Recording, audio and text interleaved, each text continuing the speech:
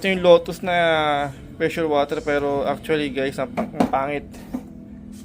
Parang sa una lang maganda, pero puro ugong. Ang tagal niyang humigop, ang tagal niyang gumana, no? I mean, lakas sa kulitin nito panigurado pag gaganto.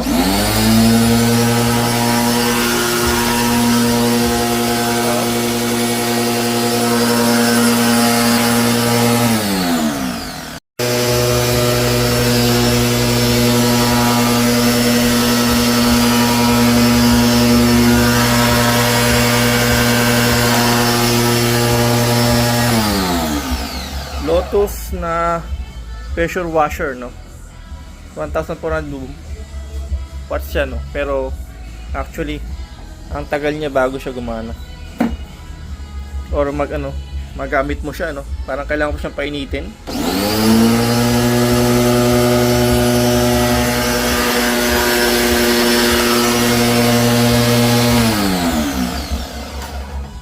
Hindi siya approved, ang pangit.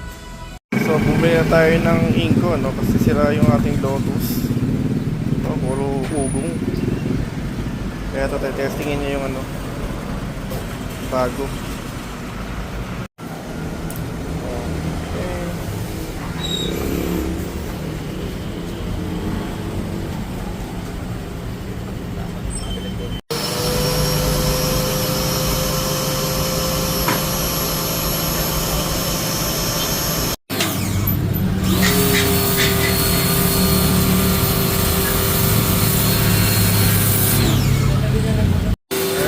Inko.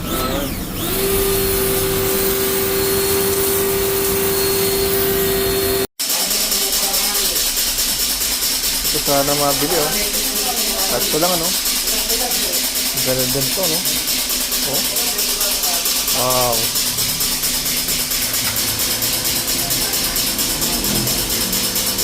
Ganda. Ang gulong, no?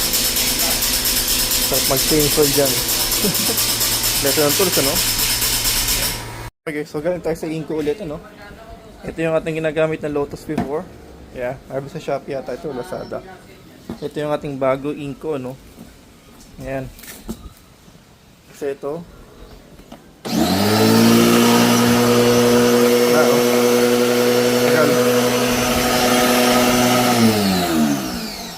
Kaya punta ng bago. Price na 1,400 watts yata ito, Yeah. Ilang bar ba to? Nakalagay ba ko ilang bar siya? Pero hindi, 1,400 watts lang. Ayan. Maganda natin yung gawin.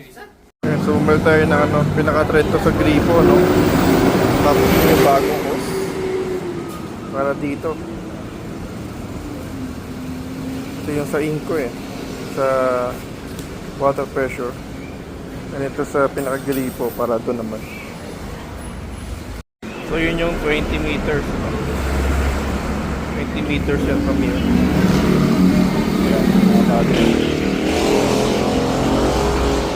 So ito yung nakabit ng bagong hose. Ito na yung pinaka pangsakit niya dito, Ayan. Okay na siya. And then pang dulo ito. Ayan. Ito yung 5/8 by 3 port, Pang gripo, guys. And then ito yung may pinaka end naman ng ating inko, Ayan. So rekta kasi siya. Kaya testingin natin.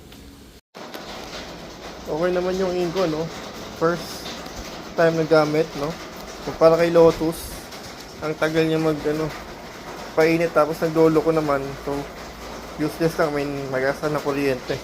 Key inko bago, kaya okay naman. Ayan, medyo nakalinis ng konting gamit. Ayan, halagay natin dito.